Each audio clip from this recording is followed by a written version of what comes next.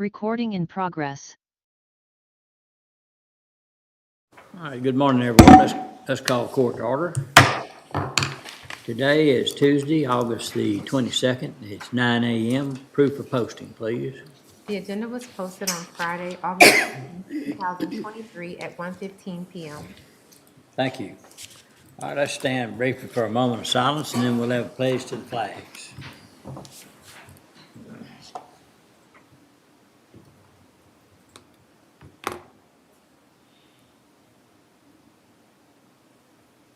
Please join me in the pledge. I pledge allegiance to the flag of the United States of America and to the republic for which it stands, one nation, under God, indivisible, with liberty and justice for all. Pledge to the Texas flag. I honor the Texas flag. I pledge allegiance to thee, Texas, one state, under God, one and indivisible.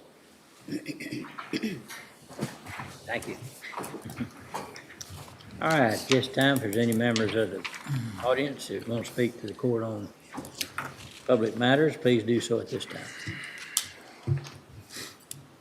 Okay. Seeing none, I'd like to go to under items D, under proclamations and resolutions, and Commissioner Miller's got several here this morning, so Commissioner Miller, if you'll take it from here. Thank you, Judge, and good morning to the court. Again, I would like to thank the court for allowing the presentation of proclamations to organizations and members of the public on their special occasions. The first one, we're going to ask that it be a ratification. It's for Chi Eta Phi. It's a nursing sorority, and they are celebrating 25 years of being active in McLennan County. They picked up a copy for their souvenir book, so they get the souvenir book printed. But the presentation, actual presentation of the proclamation is going to be on September 2nd. The second one is a Mr. Rodney Earl Harris, and it's a proclamation honoring his retirement from Woodland Springs Nursing Home after 35 years of serving in that in the healthcare field. And that one was delivered to him at his celebration this past Sunday. The third one, D3, is a proclamation for the 15th pastoral installation at the Antioch Missionary Baptist Church. And I took that one to them on August the 13th. Dr. Gary Roberts is coming from, I think it's Etna, Texas, to McLennan County, and he'll be the 15th pastor at Antioch Missionary Baptist Church. And the last one that I'm really honored to present is for gospel great Kurt Carr. Some of you all, you've heard his music, just didn't realize maybe that it was him.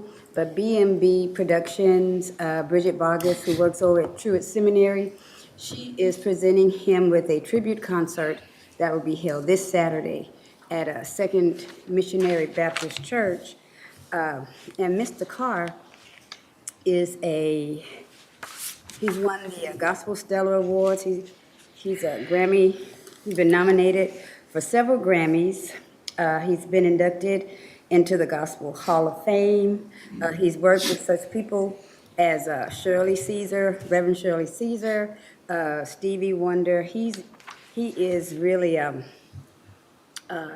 kind of a high echelon when it comes to the music field. So it's going to be an honor to have him in McLennan County. And so that proclamation would be to just honor his coming to McLennan County and recognizing B&B Productions tribute concert.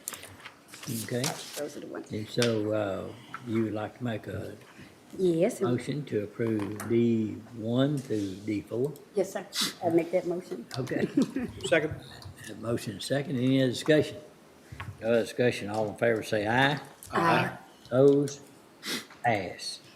I'd like to go to item F1. Dustin, if you would go over item F1 in regards to real estate right-of-ways and easements. And Dustin. Yes, sir. So F1 is a discussion and or action regarding a TxDOT sale of state-owned real property. This is Interstate Highway 35 and First Street, McLennan County surplus request in the city of Bruceville. So the county, we'd presented this last time, we're trying to get some more information. The county does have a priority right on this property. Zane has helped and has found out that TxDOT is actually, they are selling the property. So then that triggers our right as a governmental entity to be notified in case we are interested in exercising our right to purchase this tract. But having visited with Commissioner Smith and Zane, I don't believe we have any interest in this. TxDOT is asking if we are not interested to go ahead and fill out a waiver of priority purchase right. And so I think that would be our recommendation, is that we are not interested in that we return the waiver of priority purchase right by governmental entity. Okay, any questions for Dustin on that? What's the pleasure of the court? Move to approve his recommendation, Dustin's recommendation. Second. Have a motion second, any other discussion? No discussion, all in favor say aye. Aye. Opposed? Pass. I'd like to go to item G2. G2 is regarding the service contract with Dunbar Armored Car. And this contract was set to renew on September 30th. It did have a 60-day notice period, but there was an issue with Dunbar and Brinks in getting armored car pickup services recently. And so they have agreed to let us do to opt out of our contract with no penalty. And so, but it needed to be done at the end of last week. So that's why this is a ratification before you. And then next week we'll have a contract with a new company to bring forward. So we just need to ratify that contract termination with Dunbar Brinks. All right, any questions? Motion to approve G2. Second. Have motion second, any other discussion? No other discussion, all in favor say aye. Aye. Opposed? Pass. So, I guess, we won't go over item, that Andrew Friedman will be presenting until he comes down with the rates, is that right? And he's not That's here right. now. And they're receiving those at 10. He called the office. He thinks he'll be ready to present by about 10:30 or so. So if we could just hold it for right now, Okay. and we could go up Yeah. to the FY24 budget All discussion. right, so that's exactly what we'll do. So Francis, if you would, go over FY24 budget items. Okay, so today we have a few items, need to circle back to, in preparation for next week. And then we'll review the list of changes we've made to the proposed budget so far and have you vote on those. We haven't voted on them along the way, but it just helps us know that going into next week, we're all on the same page and know what changes have been made to that filed proposed budget. And then I'll just give you a short summary on where we're at, what the tax rate is, just some reminders. So again, next week, hopefully we'll go smooth and we'll all know what we're up against. But first, the first thing we need to come back to is a position in the pretrial services department. And Anna, are you on? I'm on, Francis. Thank you. Hi, everyone. Good morning. Good morning. Good morning. This position was one of the last items we were still trying to work with the department and gathering more details of a function change. And so HR was able to confirm the additional functions that this position will be adopting. The position in question is position 1094. It's a pretrial service assistant position. And so the department added a clerk position that is able to support some of the more data entry functions that's currently performed by the pretrial service assistant, which means they'll have time to actually support the coordinator and their bond release duties. So this position will also now help support that position. This change in function does warrant a pay grade change to a B7. It is currently a B5 position. It would change to a B7. That would make it more in line with other court administrative assistant positions in other courts, and HR would recommend the requested salary, which is $52,303. It's currently budgeted at $49,978. And the salary would bring it also in line with positions of similar functions and pay grade. Any questions? I don't have a question well, it might be a question at the end of it. I remember we used to get the documentation when we did reclassifications, because it looks like when you present one recommendation, we just really see it kind of in a bowl. We don't see it in the context of the whole. And what can happen is when you do something over here, then all of a sudden it has a domino effect in other departments. Because I thought the whole purpose of the system and grade was for continuity throughout the county with those like positions. Yes, ma'am. That would be kind of what the purpose of the structure is, which is why the need for the change. These additional functions would kind of put it at another level. And so we have the job description and kind of the outline of these additional functions that we can email to the court members to view. I could do that either now, if that's something you want to review before a decision is made. I think I need to see it before I can make a decision. So this brings it in line with other positions that we currently have in the county, is what you're saying? Is that what I heard you say, Anna?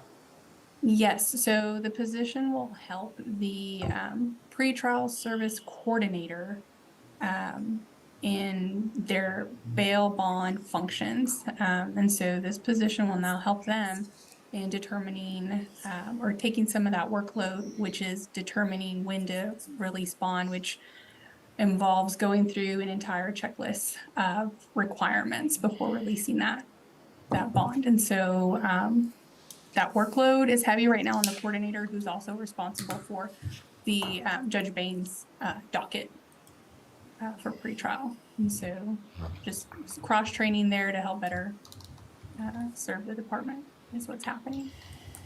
Do we have to make the decision today? Because why are we just getting it now? I mean, we've gone 3 months through budget.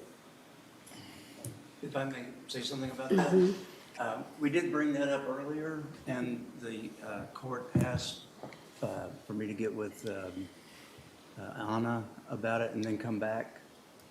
Okay. And it's when I presented that little sheet of paper to you that showed all the assistant court administrators and the assistant indigent defense coordinator, and how this would put the assistant pretrial services in line with all the other assistant administrators.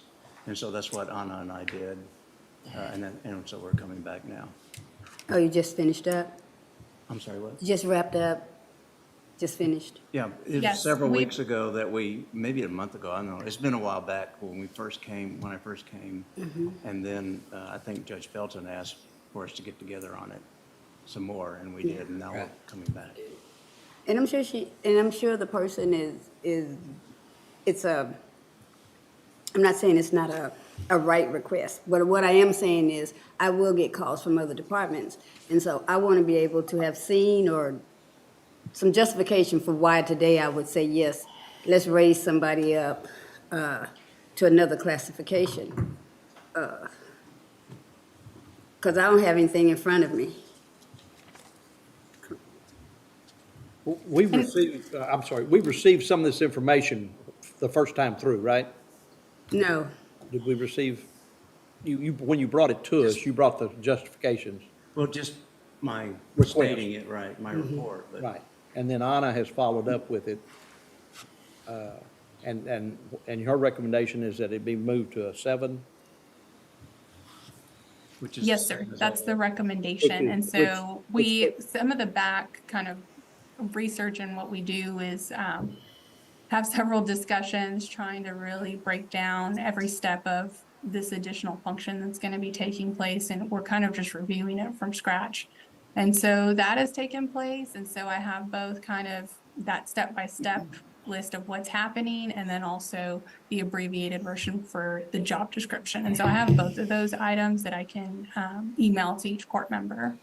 Why don't you go ahead and do that? And Francis, what's our timeline to get this, make a decision on this? So just adoption 29th. next Tuesday, the 29th. So 9th, yeah, if y'all okay. want to add something in next Tuesday, that is All right. okay. Okay. And so Anna, if you want to send that out now, then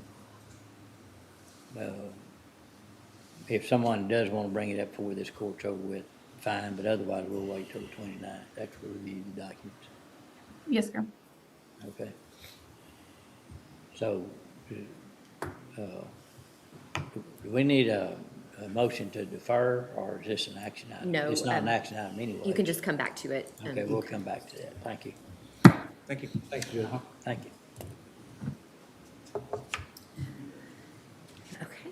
So the next thing on our list is to come back to our the retiree COLA conversation. So I passed out a spreadsheet, and I know it's a lot on one page, but we're going to pull it up on the screen to just kind of walk you through these scenarios. So the way we left it, we were looking at a 3% COLA for retirees. So this sheet, what I did along in the top section, there's the light green highlighted numbers, and those are if you did a 3% and you paid in lump sum payments, how that would affect your retirement rate going forward.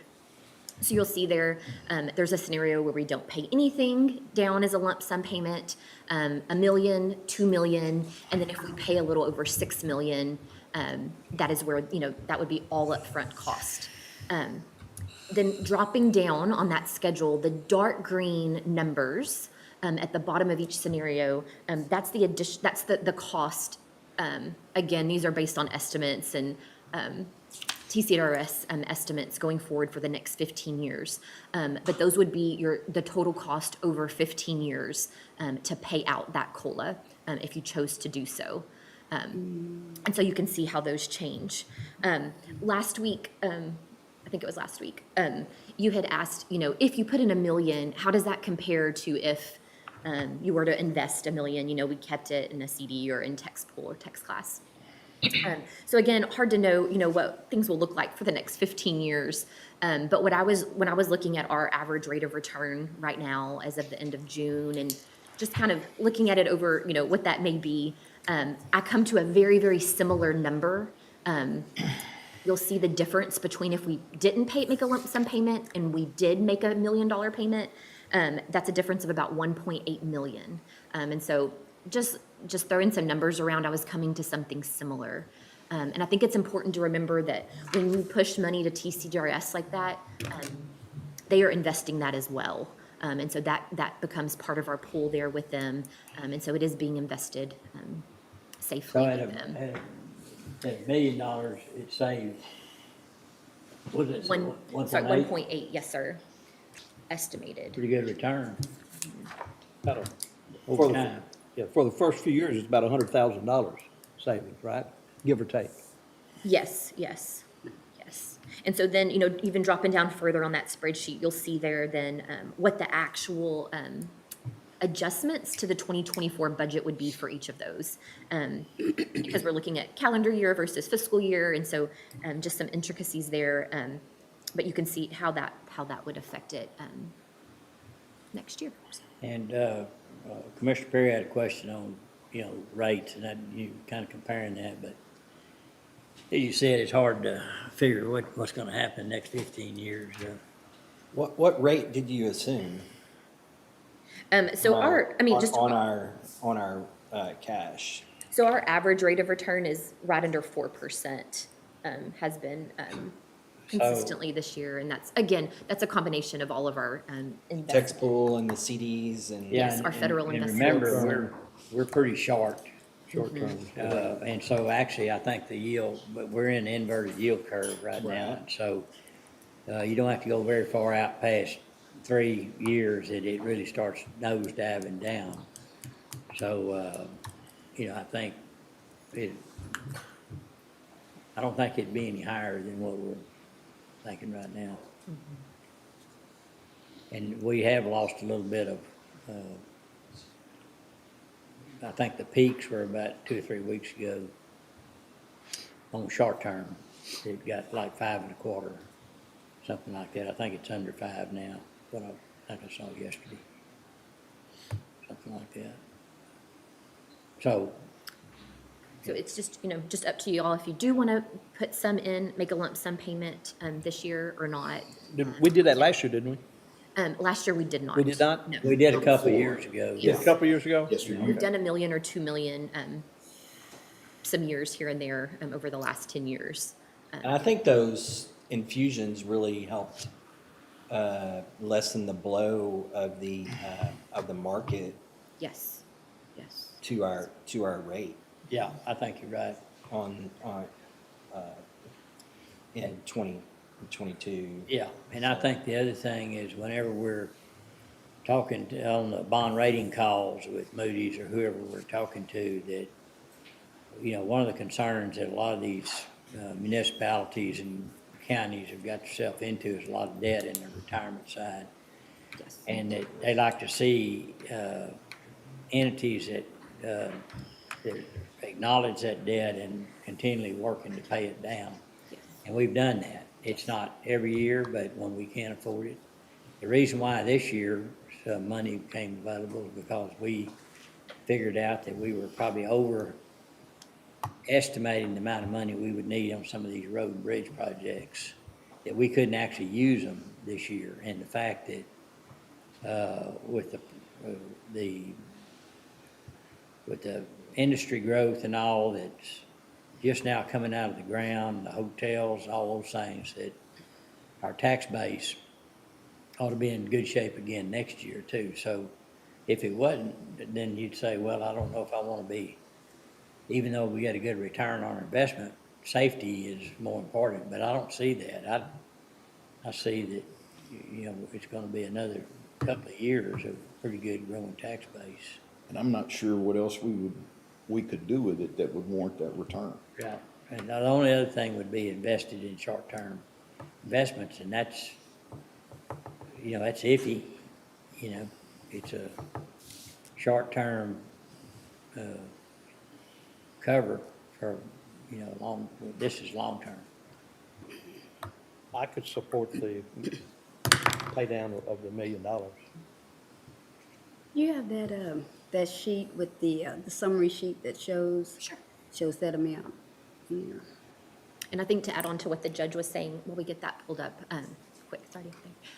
Like he was saying, that our pension liability, that plays into our net position. And so, like he said, we learned this year that that's going to be analyzed more than just looking at our fund balance we have on hand. So that $1 million, $2 million, whatever it may be, pays that down and reduces that debt, increases our net position. And that million comes out of that 3.8? Yes, ma'am. Okay. Yes, ma'am. Paying down $1 million saves us $100,000 a year for several years there, and then it actually even more so. To me, that's a good investment.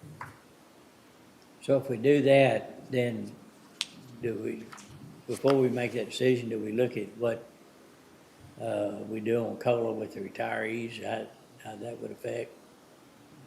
So these figures are looking at using a 3%. Okay, got you. Thank you. But again, that was just where we left the conversation. So if you have other thoughts on that number, just let me know. Yeah. I'm still comfortable with that number. Yeah. Okay. I am this year.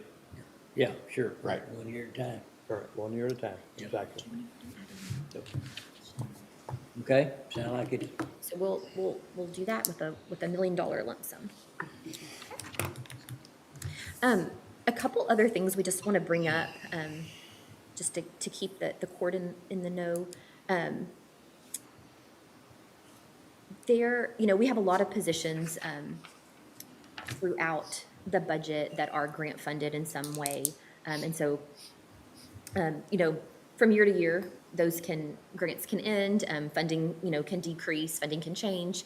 And so there are a few positions that we wanted to alert you to that are grant funded, that we have not received confirmation for that grant as of next year. And anybody, I don't know if. Yeah. If So, David was in here, if you wanted to speak on it. good morning, Sheriff. Good morning. Captain Nixon, Chief, would one of y'all want to speak to this? Yes. How are you today, sir? I'm doing well, Judge. Thank Good. you very much. And, Commissioners, good morning. As you probably know, Deputy Joe Scaramucci has taken a job in the private sector, and I think that takes effect on Wednesday. Y'all aware of that at all? I hadn't heard it. No. Okay. Anyway, I just want y'all to know we're very proud of the job Joe has done with his human trafficking effort. It's been over the top. And he is going to continue working with the sheriff's office. He will be a reserve deputy. He will carry credentials as a deputy. He is committed to helping us continue with the effort against human trafficking, to fight the pimps and the traffickers. So I just want y'all to know that we are going to continue this fight. We're going to continue this effort. We're never going to let up on these criminals that are involved in the human trafficking. And we will be continuing to work on a certain basis with Deputy Scaramucci. And we're behind him all the way. We're proud of him. He was made an offer, according to him, that he couldn't refuse, and he told me about it, and I think it is the right decision for him. I think any of us would probably make the same decision. It was quite an increase in a lot of ways. So anyway, I think we're lucky that to have had him as long as we have. We're still going to have him. And I want you all to know that. And depending on what happens, with other positions, we're going to continue the fight against human trafficking. And I can promise you that. Okay. Well, first, extend our congratulations to Mr. Scaramucci, and we wish him the best. I knew when he became more famous that opportunities are going to come to him, and so I don't blame him. The issue is that this one grant that we have that is in his name, and so understand that y'all want to continue the program, then we need to be sure that we continue, that there's funding available. And so whether it be a grant or we supplement that is kind of what's in front. So Francis, you might. Yes, so there is a grant through the Office of the Governor that we currently receive, and it covers the full cost of 2 investigators and half of the grant manager. I'm not sure the exact title there. And so that's been a substantial funding source there for those 3 positions. There's also fringe taxes added on that run through that grant and some other operating costs. And so because we're unsure if that grant funding will come through for next year, I know he spoke on the importance of that program and we want to continue it. So we just want to make you aware that if for some reason the grant funding doesn't go through for next year, that you would still be in support of funding those positions in that program through the general fund. Those 3 positions, the current funding, the base salary is a little over $170,000. And so our hopes is that the Office of the Governor Absolutely. continues that funding. But if not, we would need to see, throughout the next fiscal year, I think waiting and using contingencies if needed, or finding lines that, may have excess funds at a point in the year. We can just increase the budget, but not really knowing if that grant funding is there or not. I feel like the best way would be just to know that we would use contingencies or excess funds at that When you time. say all grants are kind of, Well, that, yes, Contingent upon- whenever you approve a position and it's grant funded, Yeah, I mean, we're yeah. always in that position from year to year that could happen. But this one is substantial. So 2.5 positions that it's funding. And so just wanted to make you aware that need may arise this next year. Well, the fact that there's, in McLennan County, there's numerous nonprofits and including churches and others that strongly support this program. And I think it's expected of us to help where we can and be sure that this program stays in. And the personnel that remains are very talented. And so what we'll do is we'll make them famous too. But that's what you want. You want people that other people want as well, part of their program. So I very much support, continue the support of this program, whether it takes local taxpayer money or grant money. That's money's significant, but the vision is insignificant to the budget. We just need to do it, and so that's my thoughts on it. We appreciate, go ahead, I'm sorry. I was just thinking, Sheriff, McLennan County's kind of the incubator, aren't we, for human trafficking and the defense of it? And I don't remember anybody else pursuing it quite like you guys have. It really was. It started actually back in 2014, about a year after I came in, and it just snowballed completely. We teamed up, as you know, with Unbound, and so that's been a tremendous effort. We can rescue these unfortunate men and women that are being trafficked, but we can't save them. Unbound steps in and saves them. So it's an incredible team effort, and we've been able to save and rescue hundreds of people that were in dire straits. And I want to thank the court for your support of this effort. And we had no idea, I had no idea what was going on here until we started looking at it and tried a few things, and these people came out of the woodwork, these traffickers and these sick people, for lack of a better term. And so we've hit them as hard as we can. I go out with our guys. I'm so proud of them, the way that they're working these stings. And we only started their first sting with 20 people. I called them weird sickos, and that kind of went nationwide. I didn't realize it, but all of a sudden, headlines were Texas sheriff arrest 20 weird sickos. So it continued. Next time was we got 29 and 44, and then it got up to where we were catching 70 to 75 of these people for each operation that we had, which typically were about 3 months. So anyway, then, as you know, it became a nationwide effort on the part of McLennan County. We ended up, just to give you some background, running search warrants with the New York Police Department on a case that started here and was so big it spilled over into other states and ended up with big traffickers out of New York. We also ran search warrants in Las Vegas with the Las Vegas police. Case started here, went into Austin, ended up in Las Vegas. So the effort on the part of McLennan County Sheriff's Office, not me, but our entire office, has been absolutely incredible.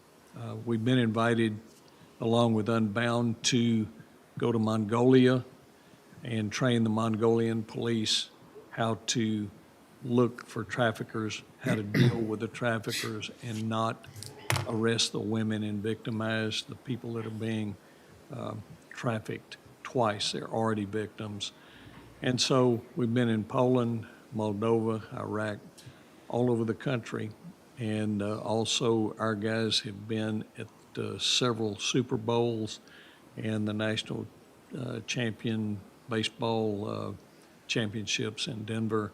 So people recognize the effort on the part of McLennan County. And so I've just been extremely proud of that effort. And I want y'all to know that that is never going to stop. And we're going to continue that effort. And I appreciate y'all's help. I don't know how the grant will go, but I appreciate you making us aware of all that. But we want to continue the effort with our good officers that are out there on the front line. So thank y'all very much. Appreciate that. Okay, if there's, if there's things we can do, and letters of support of those things, are working with our state senator or representatives to be sure this grant stays in place or gets it renewed, we'll do that as well. Thank y'all so much. Thank you. Absolutely. Okay. Thank you, sir. Yes, sir. Thank y'all. Francis? So then one last thing before we come back and kind of summarize everything. You know, I know there's been a lot of talk, and we've talked here and there each session on software needs, you know, for the jail, the sheriff, and then the DA and other offices. And so I know we're still, everyone's still looking into funding sources and how that's going to move forward. But I just wanted to make sure there wasn't anything else that needed to be brought up today while we're here. If not, we can come back to that when Those amounts are in the budget though, right, that we talked about? Yes, For yes, those two different programs? yes, Okay. yes. So, Well, one was with the sheriff's department, and they're dedicating some of their forfeiture money Right. towards that. Right.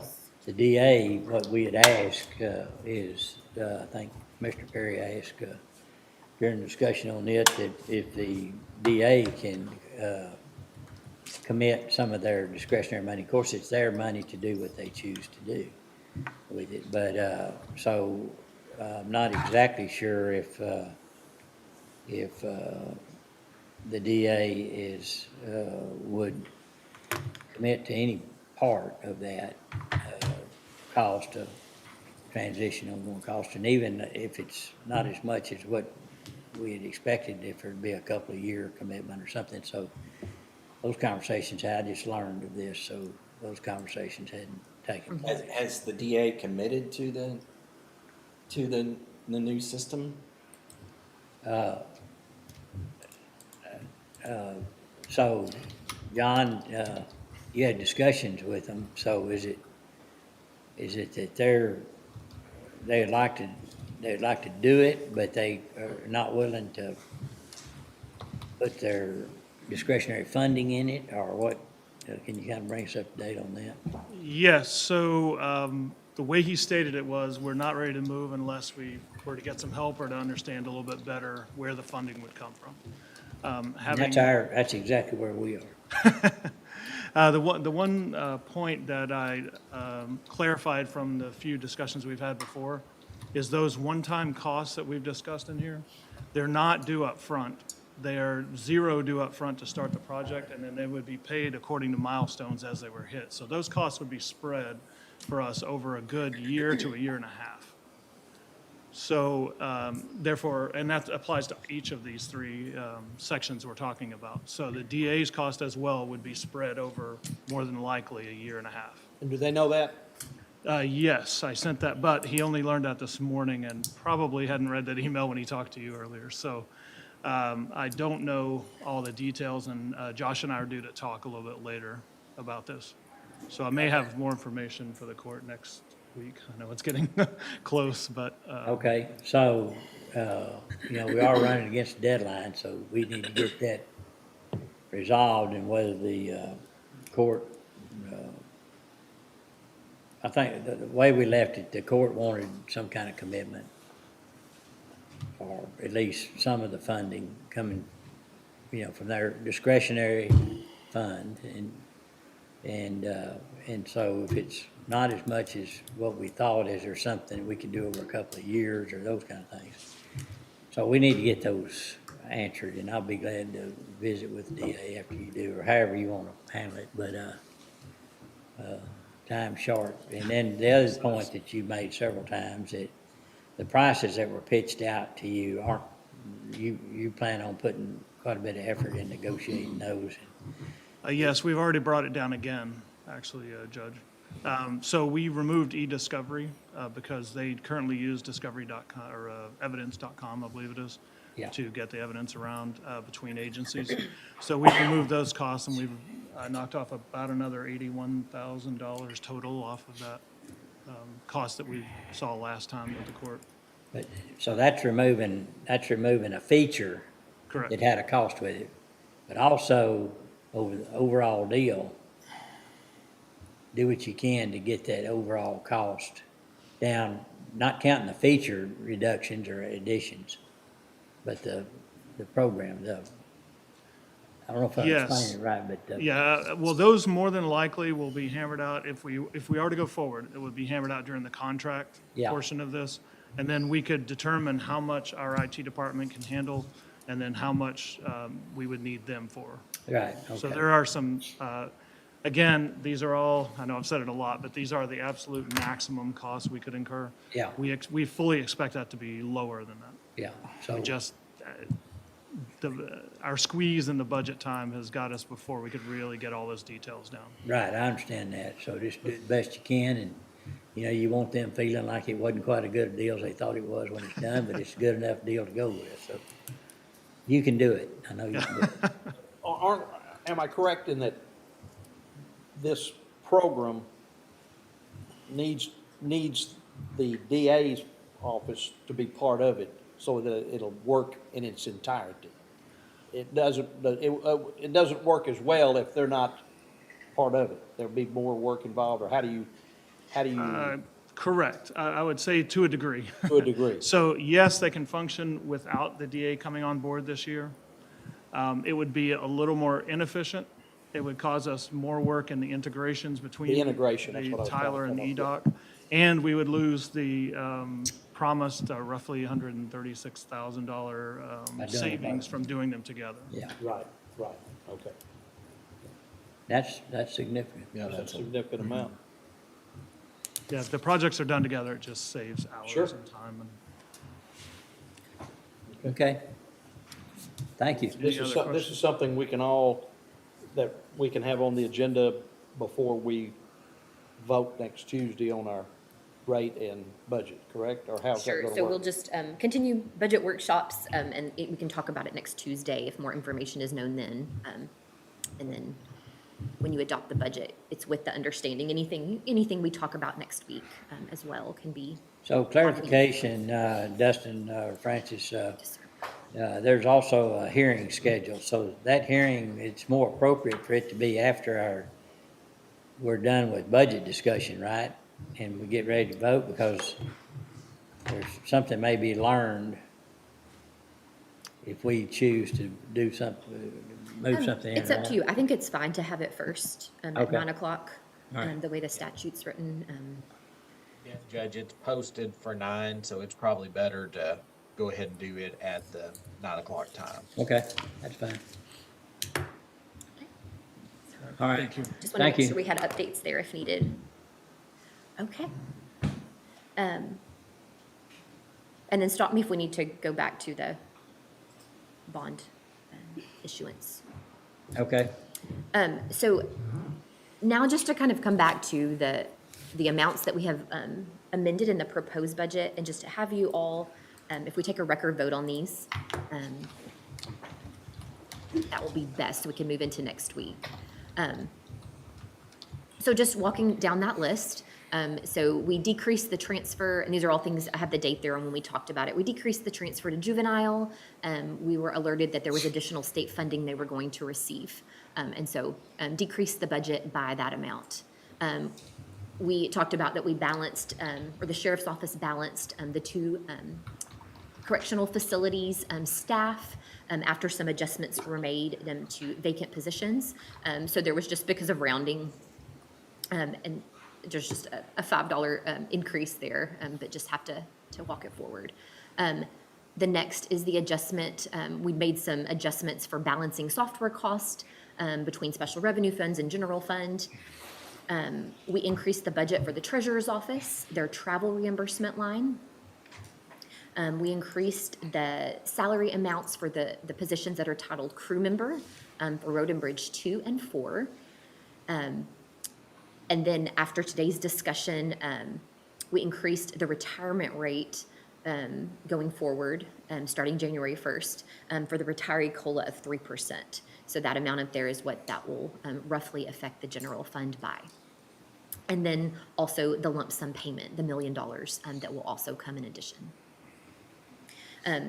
Next, debt service fund, of course, we're awaiting that decision, so nothing we need to do as of today. And then also the retirement change, it also affected the special revenue funds that house costs for personnel. So again, there's a change of that $1,837. So if y'all would like to take a record vote on this And so list. we need a record vote on the proposed, on these changes right Change here. the proposed. It doesn't mean that you can't still change it before we adopt on next Tuesday, but any questions before we ask for a vote? What's the pleasure of the court? Move to approve. Second. Recommendation. Have a motion and a second, any other discussion? No discussion, all in favor say aye. Aye. Oppose? Pass. okay.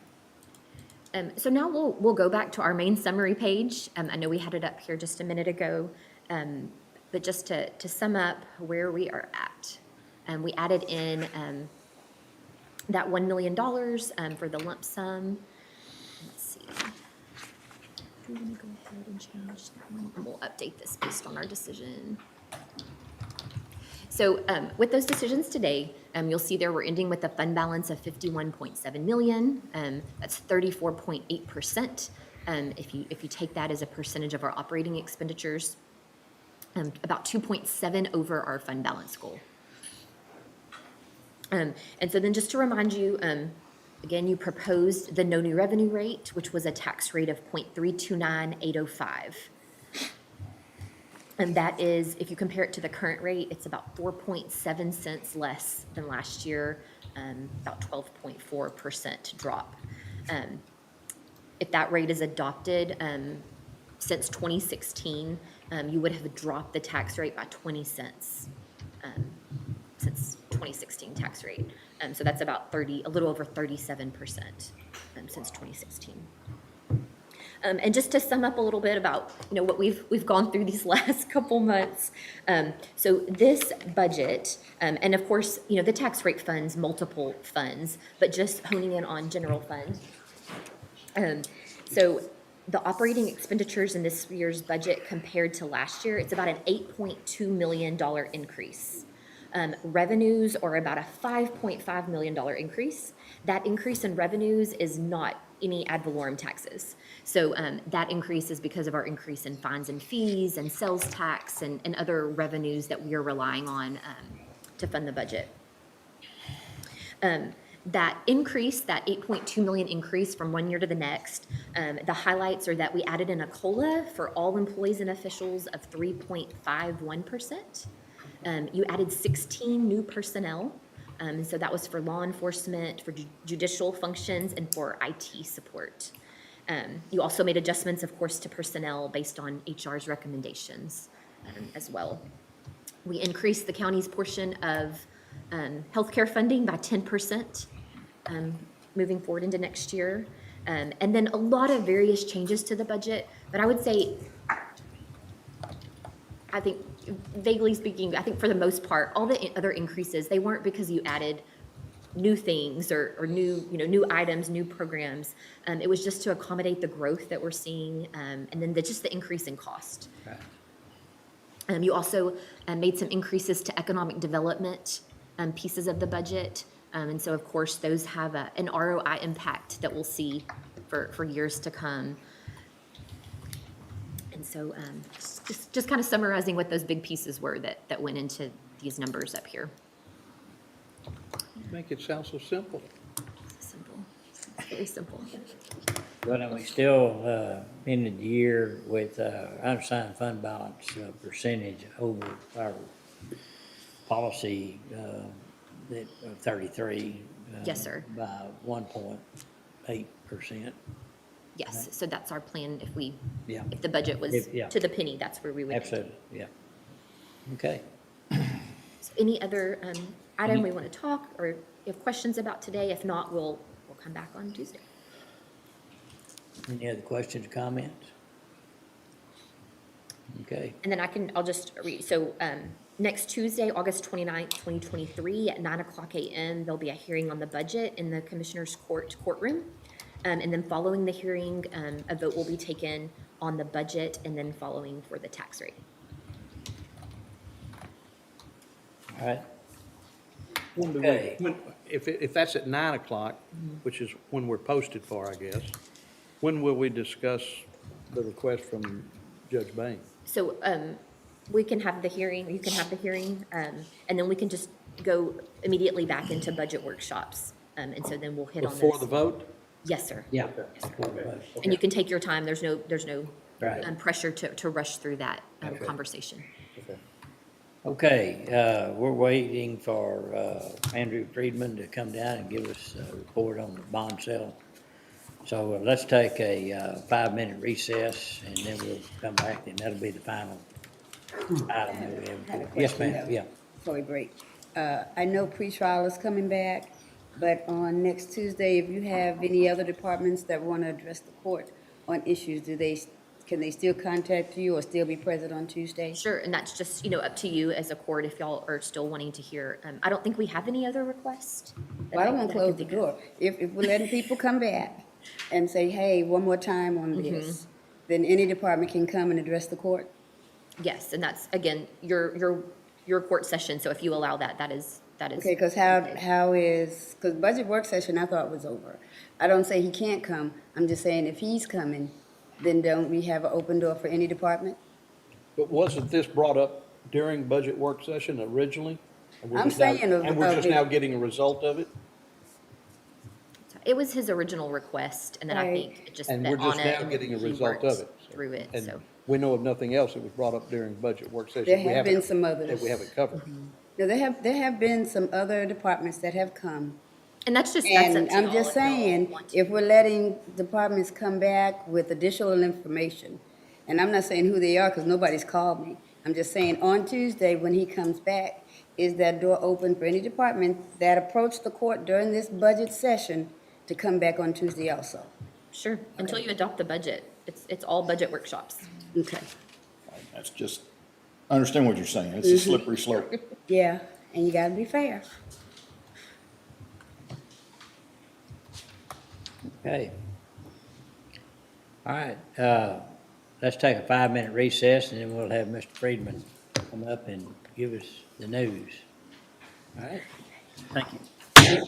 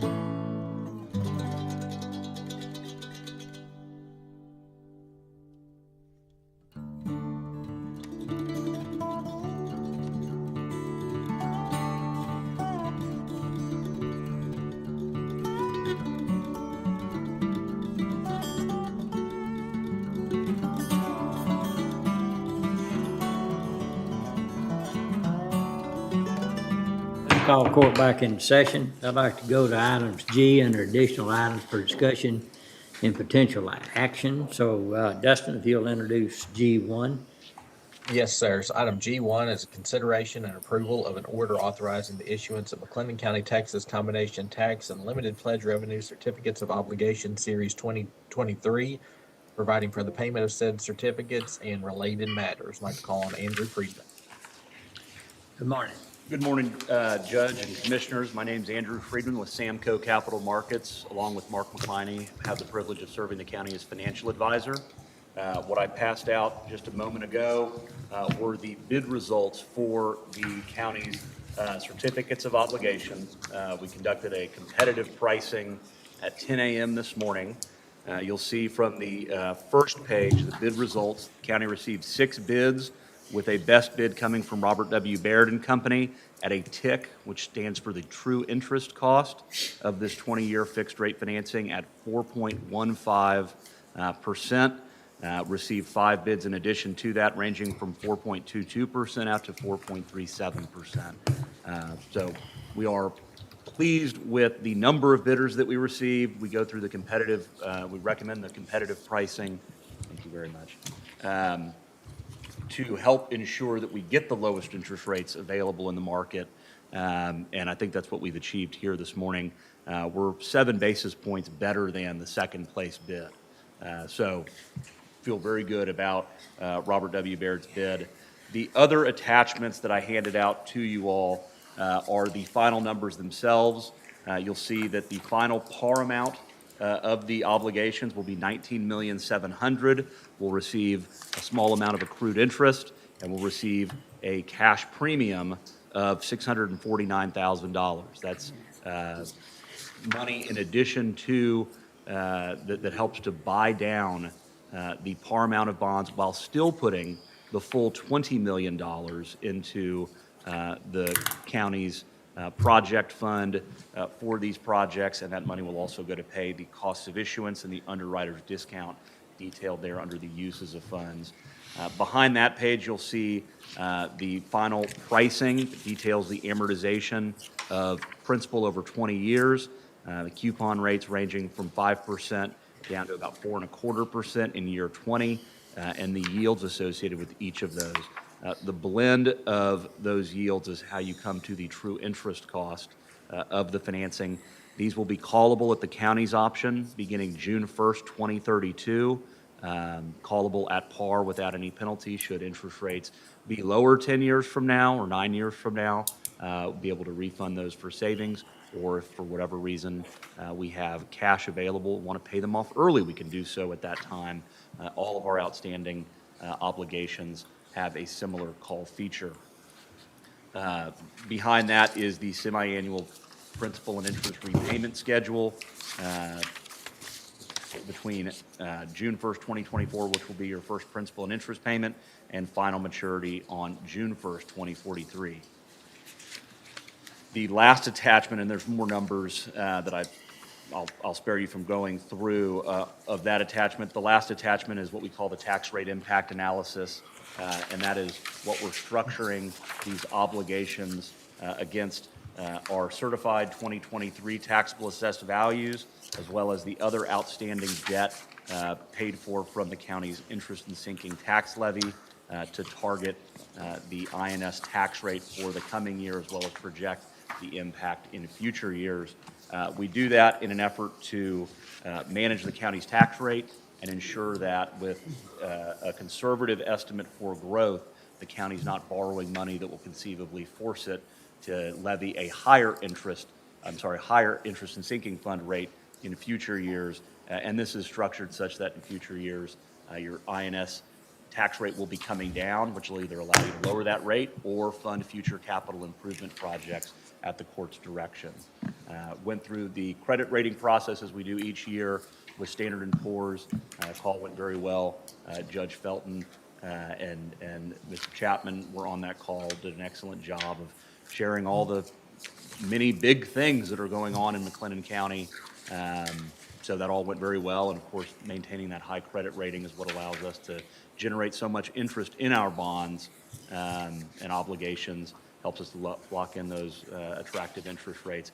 Interest rates have obviously gone up since the last time we borrowed, and over the last couple of years, and over the last month, interest rates have been going up as the economy keeps turning out reports showing continued growth, and while inflation may be coming down a bit, I think the markets continue to be surprised by the resilience of the economy nationally, and that's forcing interest rates higher and higher. But feel good that we've locked in the best interest rates available today. So I'm happy to answer any and all questions that you have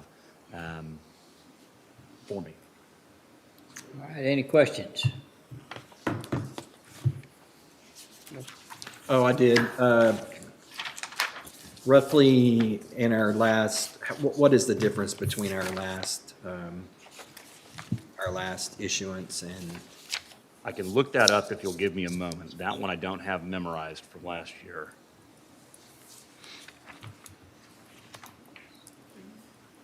Double, more than double. I bet you, reckon? Maybe Well, double. so there's a certain floor when, on these, I know for, you know, we were at the floor for so long. you Yeah. know. So, am I correct about that? What do you mean when you say floor? Well, so, the interest rates were basically zero. Oh, since from two- the since federal 2000 funds rate. Since 2008, and So so. just the cost of issuance is the Yeah, biggest impact, So, which Well, is, while the federal funds rate, that short-term borrowing rate, was held close to zero, Yeah. of course, you know, U.S. Treasury bonds trade higher Right, than that, yeah. municipal bonds, Yeah. somewhere in between. I think at our lowest, and I, apologize, this has taken a little longer than, I don't know why my phone isn't cooperating here.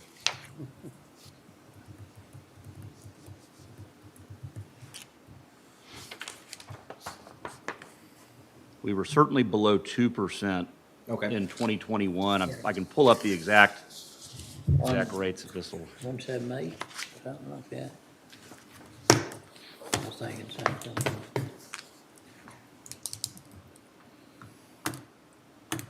You know, if you look over, probably Find over that sheet too, the Um, front sheet from last year. Still So our historical, like, our financing 20-year financing last year, oh shoot, that wasn't a good, at a 3.59, so 3.59% compared to this 4.1. 4.15. And then 2021 will be when it was probably as good as it ever got. yeah, that 21, And that was at a 1.75. yeah. That's where you go. And I hate That was looking the- back in that- time at That's those the numbers. floor right there. That's. Yeah, Uh-huh. yeah, where the cost of issuance is the Yeah. highest impact. Higher than that, yeah. Okay, all right, any other questions, comments? All right, Dustin, if you'll describe what the motion, does it need to be specific, to selecting, Robert Baird and Company, or just, You can say that. You can also simply just move to approve the Okay. ordinance. all right? Judge, so that, oh, sorry. Go ahead. I was just gonna say that motion, it'd be a motion to adopt the order authorizing the issuance of McLennan County, Texas Combination Tax and Limited Pledge Revenue Certificates of Obligation Series 2023. Okay, all right, I'll make that motion, is there a second? Second. Have a motion and a second, any other discussion? No discussion, all in favor say aye. Aye. Opposed? Pass. Thank you, sir. You're very welcome. And I've just got 2 things for you to sign. I don't know if y'all are concluding your meeting right now. More than likely, is there anything else to come before the court? Dustin, is there anything else? Francis? No, sir. No, sir.